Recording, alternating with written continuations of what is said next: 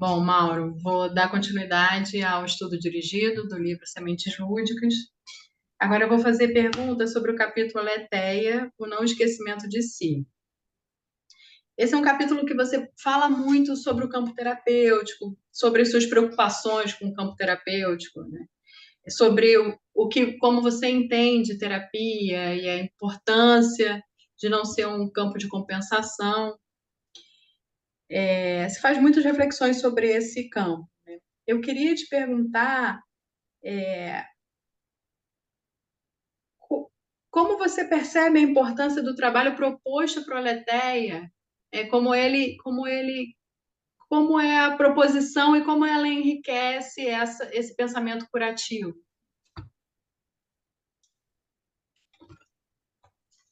Eu sinto que,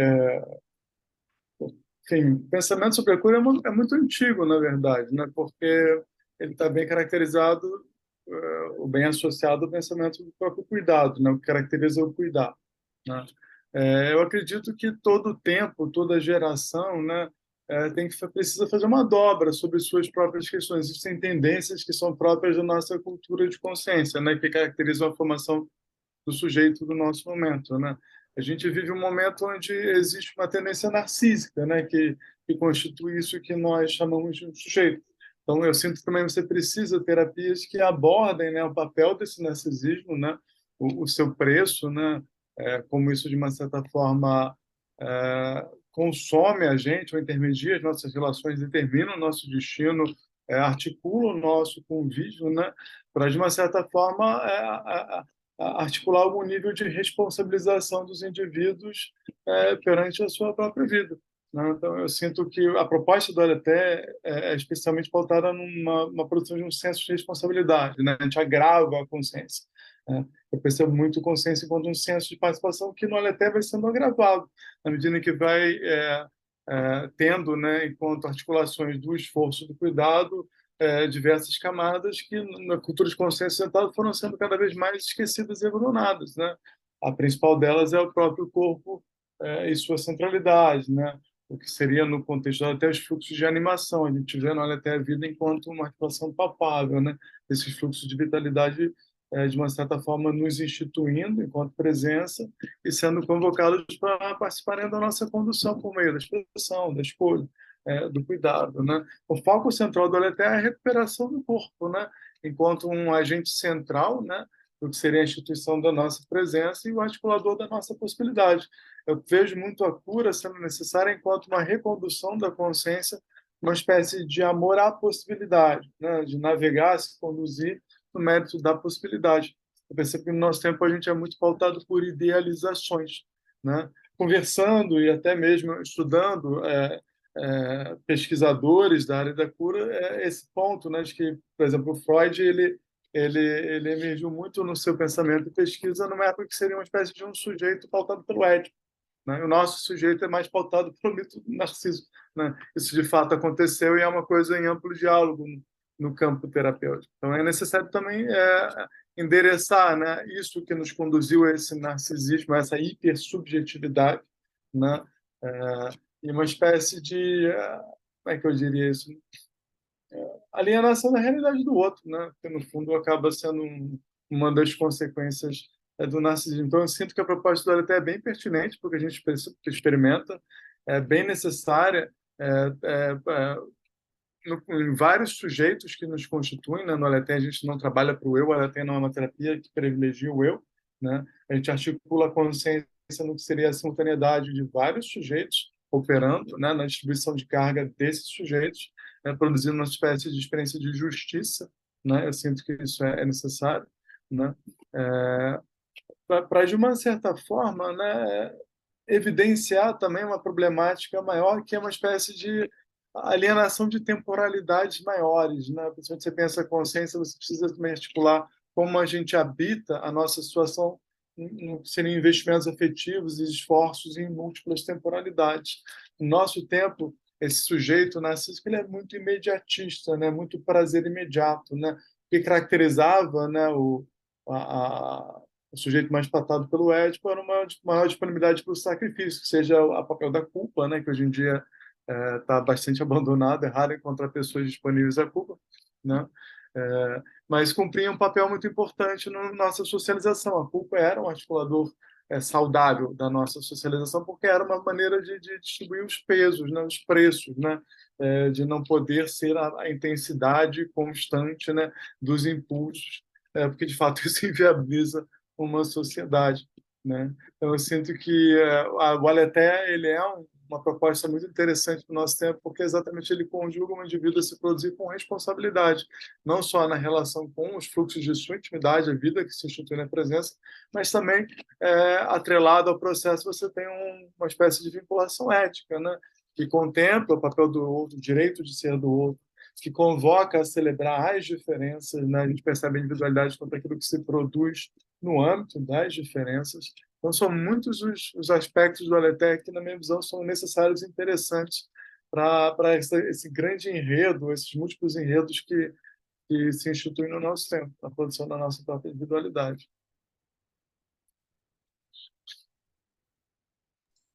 E você faz um alerta também sobre o terapeuta, né? Do como é importante ele estar atento às próprias necessidades e cuidando, né? Atento ao exercício do cuidado e do quanto a própria presença do terapeuta que tem esse exercício já afeta o praticante num convite a um processo mais virtuoso, né? Um convite à integração. Eu queria te perguntar, assim, se você podia falar um pouco sobre esses cuidados éticos que resguardam a legitimidade de ser terapeuta. Na minha visão, o terapeuta é aquele que está, de uma certa forma, apaixonado pela alma humana, né? Está interessado pela situação humana, né? É alguém que está disponível a se reconhecer e a se produzir nos atracamentos afetivos, né? O material de trabalho, né? Uma forma muito essencial da terapia são as relações humanas, são o papel das cargas afetivas, das emoções, né, das capacidades de se relacionar, de se vincular, de ser cuidado. Então, é um material inerente ao homem, né? Então, o terapeuta que não é interessado nisso, na sua própria sua individualidade, ele tende a não ser um bom terapeuta, sendo bem direto, né? Ou seja, eu vejo a terapia muito como uma maneira de viver, né? Não enquanto um trabalho na forma de um emprego, não, mas enquanto um trabalho de vida. Eu acho que ele tem características, né, que tornam um certo peso do se conduzir na vida na forma de uma ética, né, necessários. Né? Me preocupa um pouco, no nosso tempo, as espiritualidades e as terapias foram muito esvaziadas enquanto articulações de aspectos técnicos, né? E a técnica, ela, de uma certa forma, ela liberta, com muitas aspas, né, os seus agentes propositores de uma condução talvez mais ética, me parece, sabe? Então, eu acredito que o terapeuta, isso é próprio do desenvolvimento humano, ele afeta mais pela presença, né, e pelo exemplo do que só pela palavra articulada, né? Olha, até isso é bem evidente, já que não é uma terapia do discurso, é muito mais uma terapia do efeito da presença. Né? Alguém se interessa exatamente pelo efeito da presença. E todo praticante desenvolve a capacidade de gerar uma consciência do que se mobiliza na presença. Então, claro, o terapeuta é quem é disponível, né? Está disponibilizando a sua presença ao outro. Como é que é essa presença é produzida? No seu cotidiano, nas suas trocas afetivas. Então, não tem como o terapeuta do nosso método falcatruar isso, né? Se ele vive de uma forma muito violenta, muito inautêntica, digamos assim, né? Gerenciando distâncias afetivas, ele não vai produzir um efeito de familiaridade, vai ter pouco impacto, né, afetivo no seu praticante, né? Então ele precisa estar articulando no seu cotidiano, gestando no seu cotidiano o que seria uma ética de um cuidado integrativo, para ser uma influência integrativa. Senão ele não vai conseguir ser uma influência integrativa, porque a influência ela pode emergir mais para a sombra do que seria os aspectos virtuosos de uma conciliação integrativa. Então, um terapeuta é aquele que está comprometido com o seu processo de integração psíquica, né? E, por conta disso, cria um campo de influência muito propício para a integração de sombra, para o interesse de conteúdos humanos, no caso do Aleté, até mesmo contemplar o que seria o desafio de uma espiritualidade. Então, eu percebo que essa camada do corpo, né, que é própria do pensamento do Aleté, e, por conta disso, institui muito esses afetos na presença, não pode ser desarticulado numa condução de uma consciência que vê a terapia como um mero trabalho situado no consultório naquele horário. É claro que existe a pertinência do que se dá em termos de atenção e articulação do vínculo no tempo e espaço, né, de uma determinada prática, de uma determinada consulta, que seja na terapia, só que o terapeuta ele está, de uma certa forma, comprometido com a integração psíquica na sua vida como um todo. Então, na minha visão, é uma condição sine qua non. O terapeuta precisa estar entregue ao seu processo, precisa estar interessado na sua própria sombra e se produzindo no mérito de alguma ética para ter a legitimidade de propor qualquer coisa no campo da terapia.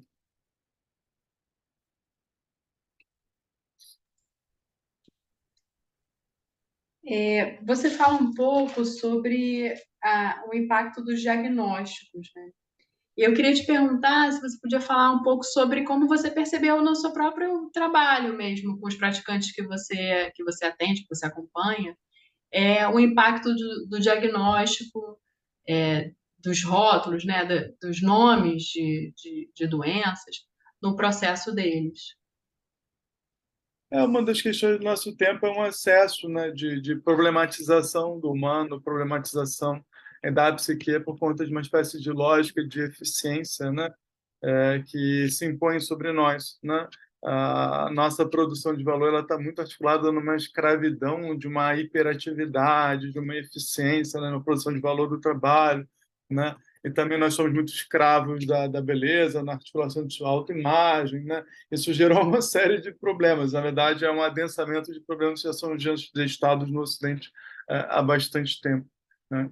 Eu sinto que se agravou o que seria esse excesso é, científico ao nosso corpo e à psique, e muito do que seriam aspectos da diferença, né, que caracterizam a alteridade humana estão sendo problematizados, né, numa espécie de referenciação a uma normalidade que está ficando cada vez mais restrita.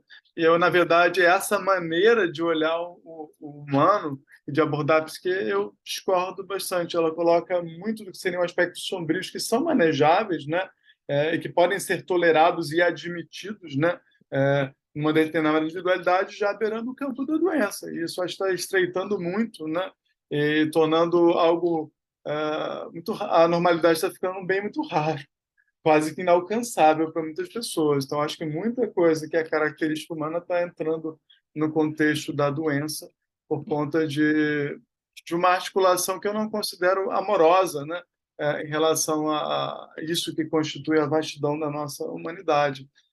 O trabalho em benefício de uma celebração do papel da diferença. Existe doença psíquica, não é isso que eu estou querendo dizer, mas existem comportamentos dissonantes que são próprios do enredo humano se dando, né, na diferença. Eles estão sendo excessivamente problematizados e isso acaba sendo uma espécie de cargo ou pressão de uma cultura de consciência muito pautada por uma determinada lógica científica. Eu acho que ela já está degradada e já está nos tornando bastante reféns de suas próprias destinações. Então, existe um excesso de diagnosticação, um excesso de diagnosticação em crianças, ou seja, de maneira precoce, né, que é muito pouco tolerante ao papel do eu, ao que seria a característica do caos, né? Ou seja, o até trabalhar muito para a recuperação do componente caótico enquanto uma instância necessária, né, do processo de individuação, né? O papel do erro enquanto um dado absolutamente louvável do que seria a produção da nossa humanidade. Então, existem muitas, né, características que acabam sendo precocemente vilanizadas. E aí, como a gente vive uma espécie de uma era de tirania do papel da identidade, né, a gente quer saber logo o que é e já definir. A gente acaba sendo escravo das definições. Então, principalmente os diagnósticos que acontecem na infância, eles são maneiras de definir o que não deveria estar definido, o que não está pronto para ser definido. Então, há muita violência sendo cometida com crianças, e mais por dificuldades dos pais, né, que não se prepararam para ter filhos, né, ou terceirizaram para a escola o que seria a educação parental. E aí você tem toda uma psicologia entrando e problematizando essas crianças, na minha visão, de uma maneira bastante indevida. Tá? Assim como, de uma maneira cotidiana, a gente vê pessoas que não toleram mais a tristeza, já chamam de depressão, ou não permitem, não reconhecem o papel e a função da tristeza num contexto afetivo operando com justiça e tomam medicamentos. Então, essa diagnosticação é, na verdade, consequência de já muito tempo de rejeição a qualidades internas, principalmente a raiva, o medo e a tristeza, né? E não tolerância ao papel da dor, né? E do que seria a desconstrução, o desconforto, na nossa própria renovação afetiva. E, em última instância, o nosso problema fundamental com a morte, né? Que a gente tenta viver o esquecimento de como se a morte não operasse em nós, ela opera o tempo todo. Então, para além do que seria o aspecto legítimo e favorável das pesquisas científicas, né, que aprimoram a capacidade de diagnosticar, existe no nosso tempo um excesso de diagnosticação, né, por conta de uma violência, um julgamento muito contundente que nós temos com as imperfeições da nossa própria humanidade.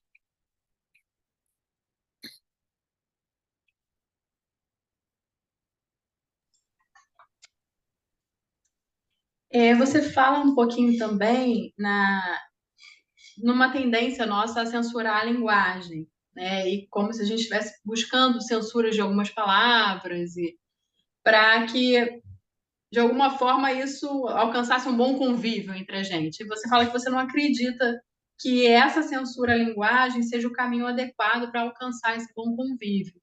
Como é que você vê essa questão? A questão de como opera a liberdade é uma questão muito difícil, né? Muito grande, né? De ser abordada em termos de consciência, né? Porque não existe liberdade sem condições, mas aonde vão morar essas condições, né? Que seria a instituição de um bom convívio, né? No entretenimento das diferenças, né? Eu acredito que censurar a linguagem não é uma boa maneira de fazer isso, tá? Entendo, né, porque a linguagem, de fato, ainda principalmente nessa era das mídias sociais, é usada por mentiras ou fake news para produzir cenários que são induções ao erro, induções à violência, né, contaminações com projetos secretos, intencionalidades para conjugar pessoas para falsidades. Então, isso precisa ser cuidado. Quando você entra nessa era da mídia social ou da internet, na minha visão, o tratamento deve ser de espaço público, como é o espaço público normal. Isso é uma coisa que nós sempre estamos abordando. Na internet é um lugar público. Então, deve ali prevalecer as leis de qualquer lugar público, né? Essa problemática acaba surgindo muito a reboque do que seria o desenvolvimento das mídias sociais e o papel da internet, uma espécie de liberdade virtual, né? Mas que necessariamente vai adensar na concretude e nas relações afetivas de uma forma ou de outra. Então, a minha geração, principalmente, que é a geração que pegou a internet, né, começou com a internet, meio que chafurdou na internet como se fosse um território sem lei, né? Só que a gente já está pegando as consequências de ter se relacionado com esse suposto território sem lei. Não, marcou pessoas, né?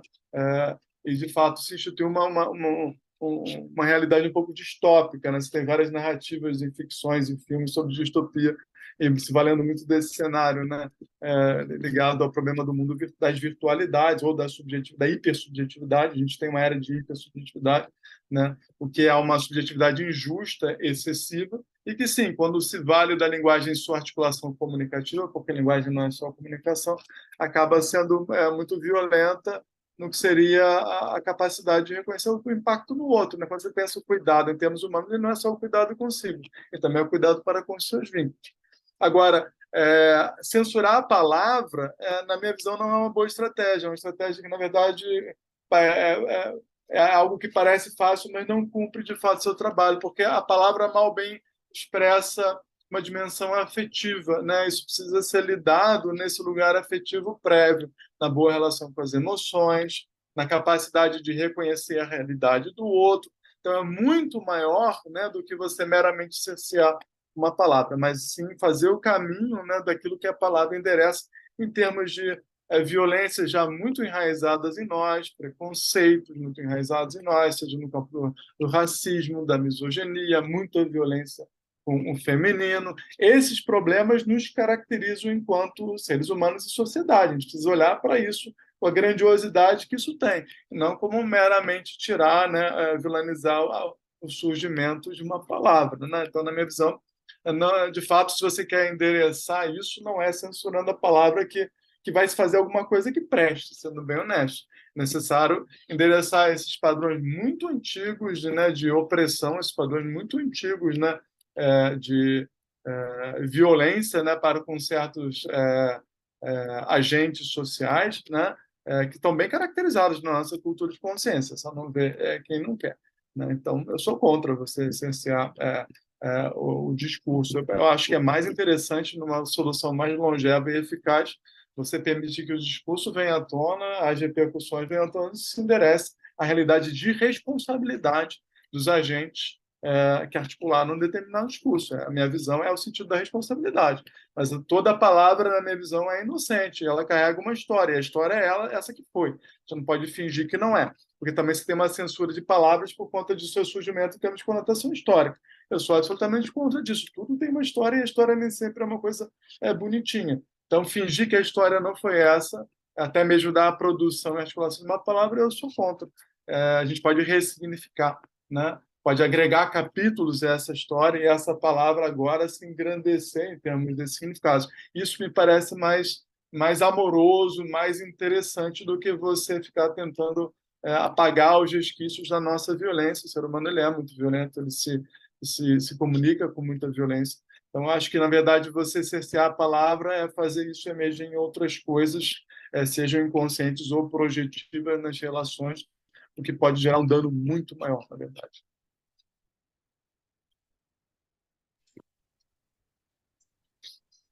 Tá. Você fala também sobre como é difícil despertar o interesse das pessoas para o cuidado. Você fala que é mais fácil a pessoa se interessar pelo desejo do que pelo interesse do cuidado, né? Tanto consigo quanto com as relações. Eu queria te perguntar se você ainda percebe como um grande desafio esse despertar do interesse e como você tem lidado com esse desafio. Eu percebo que, na verdade, o interesse é raro, né? A gente opera muito no que seria o desejo, né? O que seria o investimento projetivo num algo, seja se tornar algo, conquistar algo, né? Mas ele acaba sendo esse movimento projetivo, né? Ou seja, é muito voltado para o mundo, para um algo no mundo, né? Quando eu falo de interesse, eu falo muito no contexto da própria interioridade, não falo de interesse por algo no mundo. O interesse não significa ser humano. O interesse significa estar implicado desta maneira e não daquela. Então, o interesse ele pauta muito no método até o olhar para dentro. E por que que ele se articula de uma forma diferente do desejo? Não há escolha nesse lugar, né? O que que você precisa se interessar? Para aquilo que está te implicando, para aquilo que institui a sua própria presença. Não há, pode às vezes, não foi escolhido. Então, esse interesse é uma espécie de senso de participação que a gente foi gradativamente esvaziando no nosso corpo, na nossa humanidade. Eu sinto que a gente está tentando lidar muito fora com as coisas, em propostas que lidam muito no fora e que articulam um pouco o que seria o interesse para com essa instituição interna da própria presença, da própria produção de consciência. O meu foco tem sido, por conta disso, o papel das emoções na instituição de uma determinada presença, enquanto articuladores legítimos, né, de organização e de condução dessa consciência. E o que eu acredito que, na verdade, que é parte de uma articulação de amadurecimento da consciência é a capacidade de se alimentar das emoções. Eu sinto que nós estamos morrendo de fome, uma fome de nós mesmos, né? Do que seriam essas qualidades emocionais, vida palpável, né?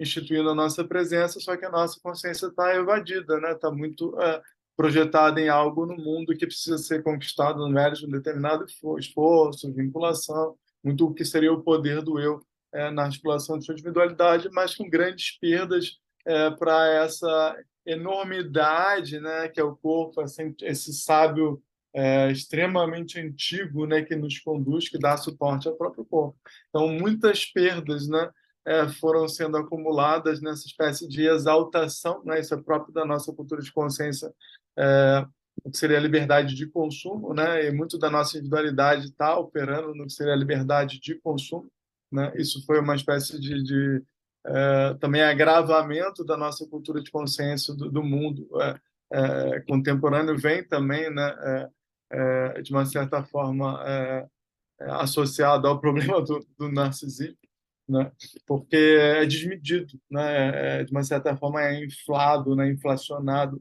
é desmedido. E quando a pessoa está capturada por isso, ela não percebe que, na verdade, isso está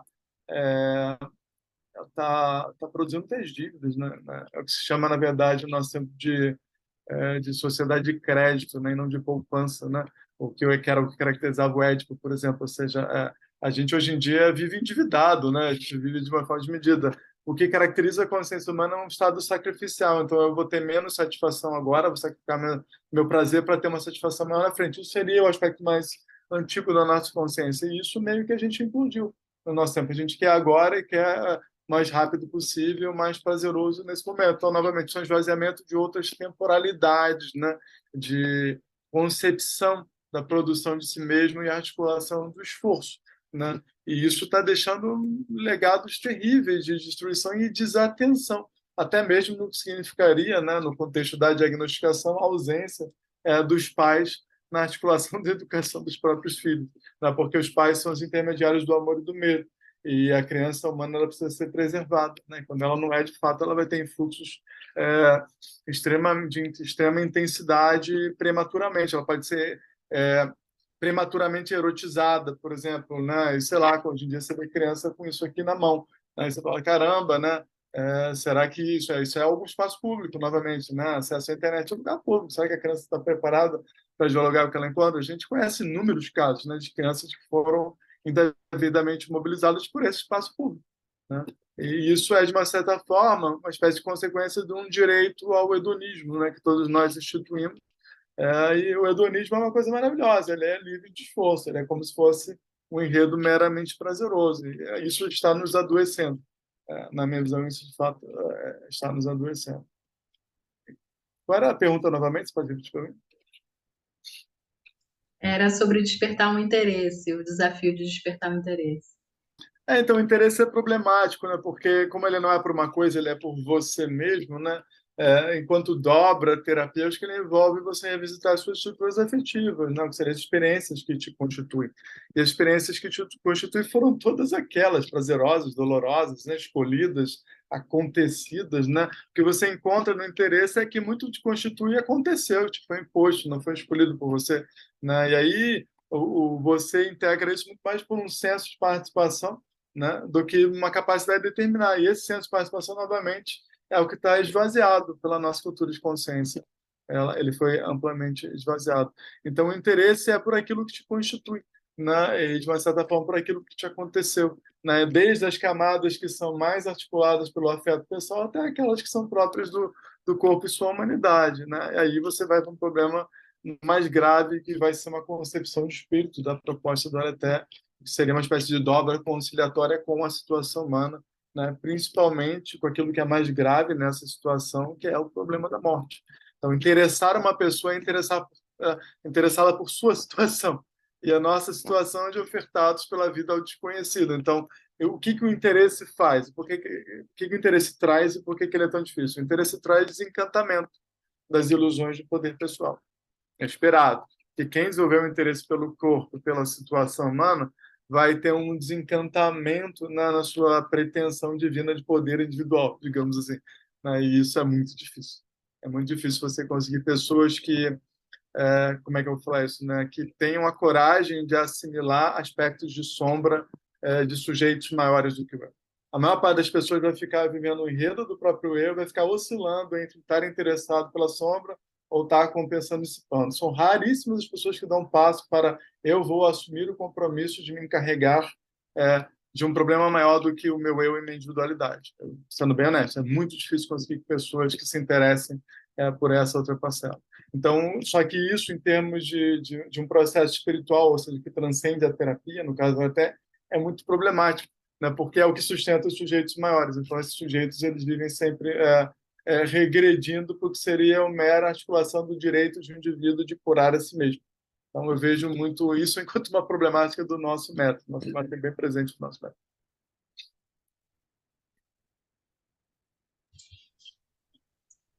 Porque uma coisa é falar, eu sofro porque isto aconteceu ao Mauro, né? Ou você sofre porque isto aconteceu à Fernanda. A gente vai poder passar a noite inteira comentando sobre isso. Mas aí uma coisa muito interessante acontece. É raro você encontrar pessoas com essa disponibilidade. Eu sofro porque sou humano. E você me articula uma fala de retorno, você sofre humano. A gente não chega nesse lugar. É muito difícil. A gente só fica no enredo pessoal hoje em dia. Então, esse interesse está muito pautado pelo que o eu quer, pelo que o eu pode, e restrito ao sentido individual.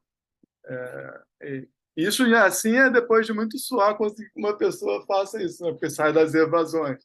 mas os aspectos maiores desses sujeitos que inconscientemente nos constituem e nos instituem enquanto presença, que são prévios ao meu surgimento, né? E endereçá-los envolve agravar o meu esforço no cuidado com aspectos que transcendem o Mauro, que transcendem a Fernanda, né?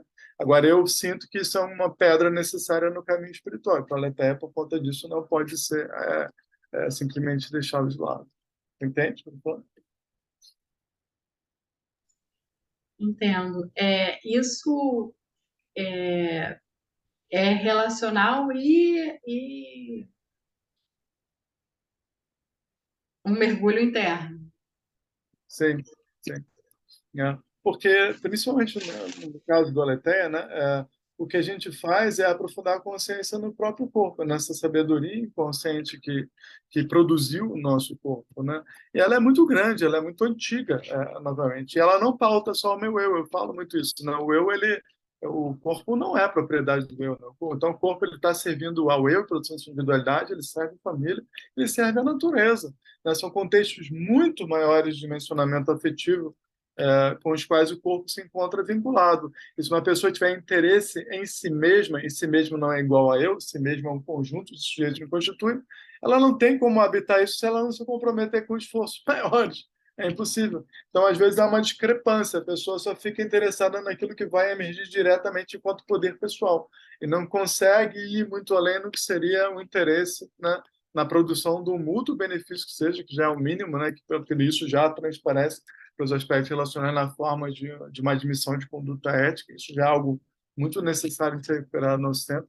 Você tem muitas éticas pessoais, espiritualidades pessoais, religiões pessoais, que são basicamente termos que beiram o absurdo, porque são exercícios relacionais, né, que precisam operar em acordos e ser contemplados pelos outros também. Então, isso tudo já é sintoma, né, de um eu onerado, né, sobrecarregado de poderes que, na verdade, ele não tem a capacidade real de articular, né?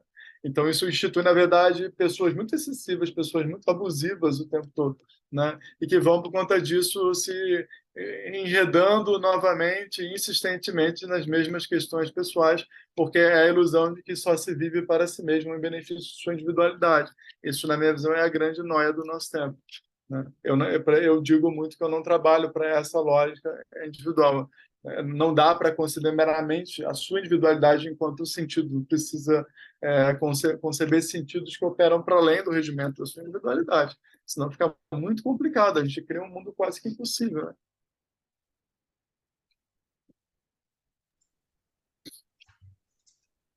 Bom, você fala do corpo e da sua capacidade de mudança, que é naturalmente imensa, né? E fala também da identidade tendendo a se fechar e se reciclar por meio do desconhecido. Eu queria te pedir para falar um pouquinho sobre como você percebeu acompanhar pessoas nesse processo de despertar o corpo, né? Despertar a inteligência sensível. Como é que é esse impacto nos praticantes? É muito bonito ver uma pessoa desenvolvendo, sabe? Eu tive a oportunidade de presenciar isso muitas vezes, né? É muito bonito, principalmente quando você vê que são pessoas muito intelectuais, muito mentais, né? E muito guiadas pela lógica e pelo raciocínio, né? Coerente, né? Começam a desenvolver essa capacidade que eles desenvolvem na Terra e começam a se surpreender com o que encontram. Né? Então, no meu tempo de experiência como terapeuta, eu pude encontrar muitas pessoas que eu admirei porque conseguiram desenvolver essa capacidade, né, e se organizar a partir de outros meios que não meramente o pensamento e a articulação lógica racional. Por exemplo, isso produziu muitas mudanças na vida dessas pessoas. Isso eu tive a sorte, eu diria, de acompanhar. É muito bonito ver o corpo emergindo na presença e ele merece ser admirado. Eu sou um grande admirador do corpo humano. E eu trabalho em benefício da recuperação de sua enorme sabedoria. Isso, né, sintetizando muito, o Aletheia sobre isso. Né? Então, é bonito ver, porque envolve nisso uma coisa que nos falta, que é um relaxamento. Né? Essa capacidade ela vem com uma dose de relaxamento em si mesmo. Né? Nós nos tornamos cobradores muito violentos, sabe? Nós nos tornamos tensos demais, né, naquilo que nós demandamos de nós mesmos e do nosso entorno. Né? Essa capacidade que a gente desenvolve na tem, ela vem fruto de um relaxamento, de se perceber Mauro humano dessa maneira, daquela maneira, ou seja, com a multiplicidade, né, que a vida tem, na verdade, na medida em que ela nos anima, né? E ao mesmo tempo, e aí você tem uma coisa muito interessante, né? Porque quando você traz o corpo, e o corpo humano, ele é humano porque ele não é só do Mauro, né? Isso é óbvio, né? A gente esquece, né? Se ele é humano, ele não é só do Mauro, né? Eu não tenho como não olhar para o meu entorno com muito carinho, né? E reconhecer o direito do outro, de suas próprias questões, do papel de seus sofrimentos, da realidade de seus anseios. Então, nasce um amor muito diferenciado, que é uma articulação da presença, né? Que não é tanto uma admiração dos sentidos de vida, dos significados em termos de afinidade ou rejeição, né? Porque ali se encontra alguém implicado daquela maneira, né? Que, de uma certa forma, também me diz respeito, porque é uma condução de uma humanidade. Isso, na minha visão, sempre merece respeito, seja lá o que for que implica um determinado alguém. Então, quando a gente acorda essa capacidade de se conduzir em acordo com o corpo, surge, na minha visão, sim, uma pequena janela de oportunidade para a gente admirar a nossa humanidade, né? Para a gente parar de fugir dela, de tentar ser outra coisa que não humana. Eu sinto que isso é algo que mais me atraiu no processo, até mesmo no que seria, né? Porque a proposta do Aletheia, né? E o que me atrai mesmo, isso já há muito tempo, né? Eu venho de uma pesquisa da espiritualidade, ou seja, o meu foco é mais o espírito do que a cura individual. Né? A cura individual, na minha visão, é um meio para você, de uma certa forma, poder se dedicar a coisas maiores, é o que merece, né? O nome do espírito. Então, é uma janela de oportunidade, né? De toda pessoa reconhecer que, na verdade, está participando de algo muito grande. Né? Está vivo, está participando de algo muito grande. Eu sinto que, nossa, a gente merece, né, reconhecer isso, sabe? Acho que é uma coisa que nós merecemos ter em termos de consciência.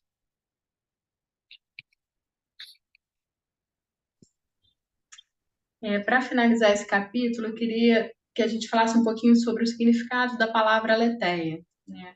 Você até coloca no começo do capítulo como o não esquecimento de si. Mas ele também, a aletheia também tem o significado de verdade, como revelação ou desvelamento. Eu queria te pedir para falar um pouco como é para você o significado que mais contempla a nossa prática e como isso acontece no fenômeno que a gente pratica. Eu percebo, a Altheia já foi muita coisa para mim, né? Já transitei por muitas definições, articulações de significado e sentidos. Atualmente eu vejo a Altheia enquanto a capacidade de averiguar, né? Ou seja, averiguar como se institui a presença no mérito dos encontros. Eu sinto que a nossa existência ela é sempre situada, sempre circunstanciada. Então, a Altheia é a capacidade de averiguar, né, aquilo que institui essa nossa presença, né? E aí você tem uma série de envergaduras de consciência que se abrem disso nesses múltiplos sujeitos que estão sempre operando na nossa presença. Então, eu vejo ela tem uma capacidade de averiguar. Ela não tem a ver com desvelar grandes verdades, eternas verdades, né? Sendo que a gente precisa, de fato, dar um passo, né, para romper um pouquinho essa dinâmica, né, que se instituiu no Ocidente, principalmente a partir da metafísica, né, da busca dessas verdades, o papel da essência, né? Olha, ela não trabalha com essas noções nem de essência, nem de verdades, né? Mas de uma capacidade de averiguar. E o que a gente averigua na Letéia é uma coisa que eu considero novamente é, maravilhosa, que é o papel da possibilidade, né? Eu acredito que a gente precisa novamente se enamorar no papel da possibilidade, voltar a se conduzir pela possibilidade, né? E isso ali vai trazer uma justiça muito maior na relação com o corpo, com a intimidade, com as emoções e também com o entorno. Nos falta um pouquinho de amor à possibilidade. Então, averiguar a possibilidade e se comprometer com ela, fundamentalmente, é o que eu sinto que o Alateia faz. E o fenômeno revela a possibilidade? Fenômeno sempre é um revelador da possibilidade, né? Essa possibilidade, novamente, ela tem múltiplos lugares, né? Envergaduras de relação, porque operam muitos sujeitos, né? Simultaneamente, né? Então, você tem a possibilidade enquanto essa animação que institui minha presença e me implica, né? No Aletheia, você se compromete com uma ética de honestidade, autenticidade, reverência e serviço. Seria uma espécie de síntese da nossa ética, é o próprio símbolo que se coloca onde se estabelece a prática, né? Então, ou seja, o que seria a honestidade? Seria se eu estou triste, a tristeza participa da minha voz, ela embarga a minha voz, ela articula a minha expressão, ela é uma ponte também até você. Então, ela organiza a minha intimidade e ela me serve de relação com você, ela e qualquer outra emoção, né? Eu sou reconhecido com o papel da tristeza, então Mauro também é produzido na relação com Fernanda, tendo reconhecido o papel de sua tristeza. Então, ótimo. Então, a tristeza cumpre o papel de circular na produção disso que a gente chama de mal. Isso, na verdade, é um grande ganho para uma pessoa, que a maior parte das pessoas já tem pressuposto de excludência em relação a uma determinada emoção, então vai criar uma persona cínica para conversar com você, porque como eu quero, né, ser Mauro desta maneira, ser triste não gera valor, não agrada a ninguém, não traz, sei lá, dinheiro, seja lá o que for estar associado a isso, eu vou esconder isso, mas isso é a vida palpável que se institui na minha presença. Então, eu vou me tornar alheio a isso num projeto de ser, e na verdade estou operando negação do meu ponto. Então, honestidade e autenticidade já são ganhos imensos de consciência. Essas próprias emoções, na medida em que transitam é, por mim, elas evidenciam uma possibilidade, elas são fluxos de vitalidade que têm intensidade e tempo. E elas vão me conduzir para outras, e para outras, e para outras, e assim caminha a humanidade, como diz aquela música, né? Então, me interessa muito o que seria me produzir em acordo com essa possibilidade operando. E ela é muito sábia, porque ela está dialogando com todo o meu passado, que está aqui, de uma certa forma, em segundo plano, inconsciente. Ela está dialogando com o que nós estamos fazendo, e é convocada a minha alma, né? Surgindo. Então, ora, produzir Mauro sem essas referências, para mim, atualmente, seria um grande absurdo. Né? E elas vão me conduzir para uma espécie de consciência, um agravamento da consciência, né?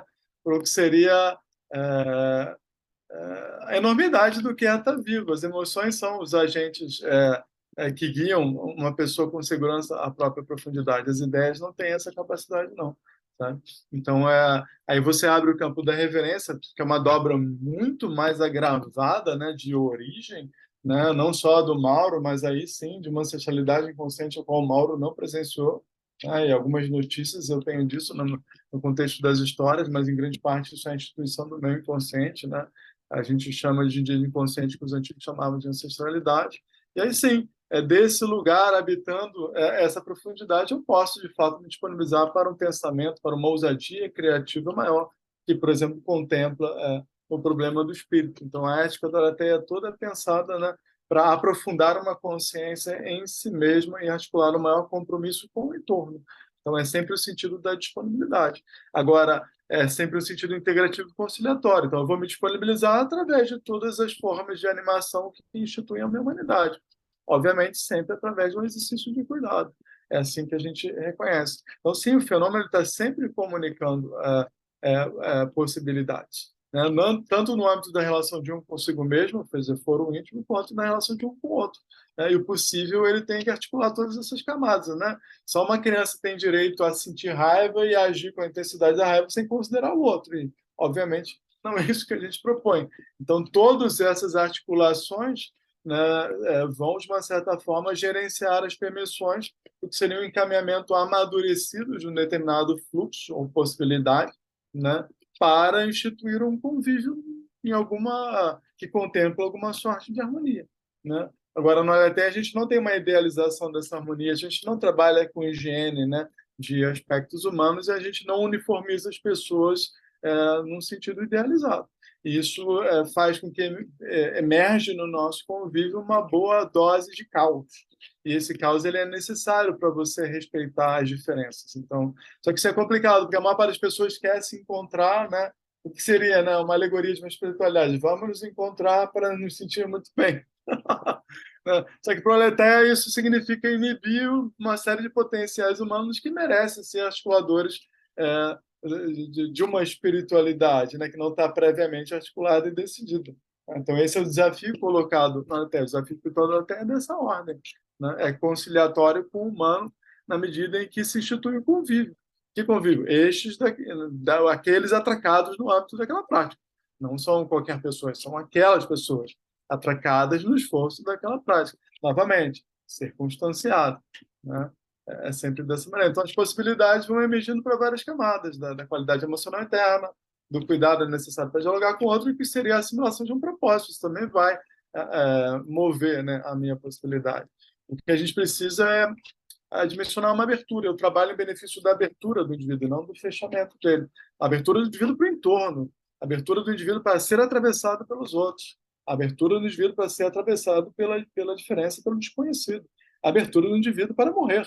Eu trabalho em benefício dessa conciliação, do que eu contemplo que é tão próximo de nós, insistentemente presente da situação humana.